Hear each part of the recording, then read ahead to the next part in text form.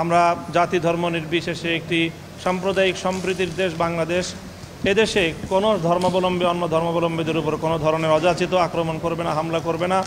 কাজে এই অরাজকতার সুযোগ নিয়ে বা এই বিশৃঙ্খলার এবং এই বর্তমান রাজনৈতিক পট পরিবর্তনের সুযোগ নিয়ে কেউ যেন সেই ধরনের কোনো পদক্ষেপ গ্রহণ করতে না পারে, সেজন্য আমরা বিশেষভাবে সকল দেশবাসীকে আহ্বান জানাচ্ছি। বিশেষ করে রাজনৈতিক নেতৃবৃন্দ যারা রয়েছেন, আমাদের ইমাম সাহেবান যারা রয়েছেন, আলেম ওলামা যারা রয়েছেন, তাদের ক্ষেত্রে একটি অগ্রণী ভূমিকা পালন করতে হবে। সেই জন্য আমরা দেশবাসীর প্রতি, আলেম সমাজের প্রতি বিশেষভাবে জানাবো যে সংখ্যালঘু এবং বিশেষ করে আইনশৃঙ্খলা রক্ষাকারী বাহিনী, পুলিশ সহ অন্যান্যদের এবং রাষ্ট্রীয় সকল স্থাপনাগুলো যেন নিরাপদ থাকে, সেজন্য আপনারা পদক্ষেপ গ্রহণ করবেন। আর শুরুতেই আমাদের প্রধানমন্ত্রী তিনি পদত্যাগ করেছেন, সেই পদত্যাগপত্র মাননীয় মহামান্য রাষ্ট্রপতি গ্রহণ করেছেন বলে আমাদেরকে তিনি জানিয়েছেন এবং আশ্বস্ত করেছেন।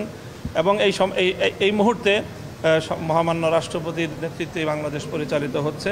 পরবর্তী পদক্ষেপ ইনশাআল্লাহ তাড়াতাড়ি গ্রহণ করুন তারা। এই মোটামুটি আজকে আমাদের আলোচনা।